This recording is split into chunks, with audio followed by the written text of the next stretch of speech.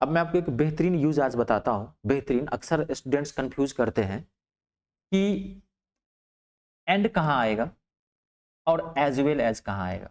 ध्यान से देखना, मोस्ट इंपोर्टेंट है एंड, AND और एज वेल एज। ठीक है, तो एंड का और एज वेल एज, इन दोनों की मीनिंग जो होती है वो सेम होती है। ठीक है, both the words have same meaning but their uses are quite different. English में एक रूल है कि दो या दो से ज्यादा वर्ड जिनकी मीनिंग सेम होगी उसके यूज में कहीं ना कहीं डिफरेंस होगा, ये आप ध्यान रखना। पूरी इंग्लिश की बात कर रहा हूं कि अगर कोई दो या दो वर्ड्स अगर सेम है मीनिंग में, इसका मतलब है उन दोनों वर्ड्स के यूज जो है वो अलग अलग है। समझ गए? तो यहाँ पे एंड और एज वेल एज दोनों की मीनिंग क्या होती है? सेम होती है। दोनों क्या करता है? दो या दो से ज्यादा वर्ड को ऐड कर सकता है, कंजक्शन है ये। ठीक है, तो इसके यूज में अंतर है। अंतर क्या? ध्यान से सुनना, बहुत इंपॉर्टेंट है। एंड का यूज जो है वो प्लूरल में किया जाता है और एज वेल एज का यूज जो है according to first subject use करते हैं, अकॉर्डिंग टू फर्स्ट सब्जेक्ट। क्यों? क्योंकि ये इसके साथ हमेशा जो है वो दो या दो से ज्यादा सब्जेक्ट रहेंगे, तो जो फर्स्ट सब्जेक्ट होगा उसके अकॉर्डिंग आप यूज करोगे एज वेल एज। ठीक है, और एंड का यूज किस में करोगे? आप हमेशा प्लूरल में यूज करोगे। यही मेन अंतर है, लेकिन दोनों की मीनिंग क्या होती है? सेम होती है। अब आप एग्जांपल से समझिए। ठीक है, जैसे देखिए, राम और श्याम बाजार जा रहे हैं। देखिए कैसे लिखोगे आप? पहले एंड से लिखते हैं, राम एंड श्याम। छोटी छोटी चीजें हैं, उसको सीखना है। ठीक है, कॉम्पिटिटिव इंग्लिश में यही प्रॉब्लम होती है, आपको ग्रामेटिकली स्ट्रांग होना पड़ता है। Spoken English and competitive English, both the versions are quite different. Spoken means what? Spoken means whatever you want to say in front of others. You don't realize what is wrong and what is right. Just you express your feelings, your points, what you want to say. But competitive English means to find out common error in given sentence. दोनों में अंतर है। Spoken का मतलब क्या होता है? किसी सामने बोलना, जो आपको अपनी बात है वो रख दीजिए, चाहे गलत बोलिए चाहे सलत बोलिए, उसको कोई मतलब नहीं है। स्पोकन में सही गलत नहीं दिखाता है, सिर्फ आप अपनी बात को रखते हैं। लेकिन कॉम्पिटिटिव इंग्लिश में क्या होता है? कॉम्पिटिटिव में ग्रामेटिकली आपको स्ट्रांग होना पड़ेगा, गलत वो करके दिया रहेगा, आपको सही करना है।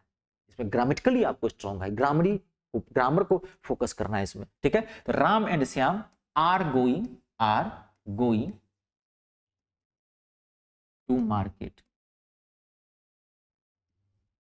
देखो यहां पे Ram and Shyam are going to market, आपने एंड का यूज किया है, यहां क्या कर दिया है? आर। प्लूरल यूज करना है। आप जानते होंगे इज सिंगुलर है, आर प्लूरल है, वाज सिंगुलर है, वर प्लूरल है। इतना तो क्लियर है ना?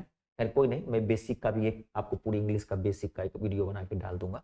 ठीक है, अभी आप समझ लीजिए, इज क्या है? सिंगुलर है, आर क्या है? प्लूरल है, वाज क्या है? सिंगुलर है, वर क्या है? प्लूरल है, हैज क्या है? सिंगुलर है, हैव क्या है? प्लूरल है। ठीक है, अब देखिए यहाँ पे, अब मैं इसी सेंटेंस को मैं बोल रहा हूं, Ram as well as Shyam, as well as Shyam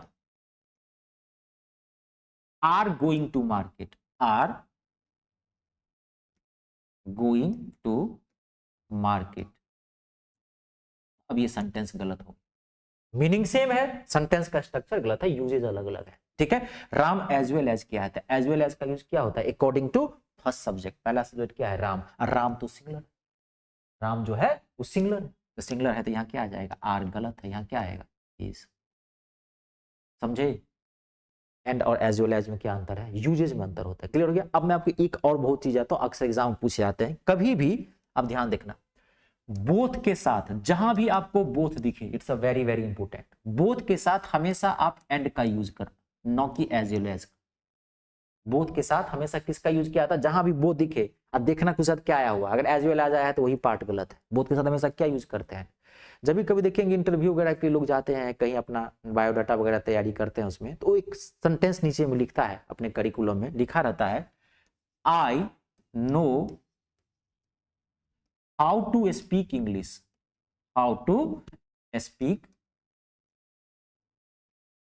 English, how to speak English. चलो इसको मैं, एक मिनट रुक जाओ, ये सेंटेंस हटाओ, एक मिनट रुक जाओ, ये थोड़ा मैं थोड़ा इन्फिनिटिव वर्ड में दे, इसको सिंपल में लिखता हूं, सेंटेंस वही रहेगा, ये थोड़ा सा डिफिकल्ट ज्यादा हो जाएगा, समझना है अभी आपको। देखिए मैं अब लिख रहा हूं,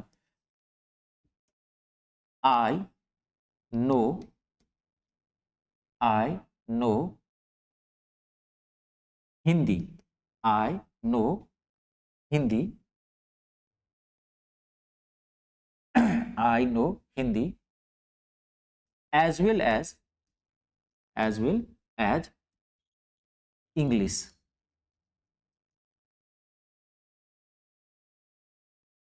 आई नो, चलो या हाउ टू लगा ही दो, I know how to, I know यहां लगा दो आप, I know how to speak, clarity और आ जाएगा, चलो कोई बात नहीं, रहने दो वही सेंटेंस ठीक है। I know how to speak Hindi as well as English both. अक्सर देखेंगे जो लोग इंटरव्यू वगैरह में जाता है तो जो पेज वगैरह तैयार करता है या कोई बायोग्राफी में या कोई चीज लिखता है, अक्सर देखोगे कि तैयार लिखा ऐसे ही लिखा रहता है कि मैं हिंदी के साथ साथ अंग्रेजी भी बोलना जानता हूं। This sentence is fully incorrect. ठीक है, गलत क्या है, देखो यहाँ पे आपने बोथ का यूज किया, तो बोथ का यूज किया तो यहाँ क्या कर दिया आपने, एज वेल एज कर दिया, ये गलत हो गया। यहाँ क्या आएगा, एंड।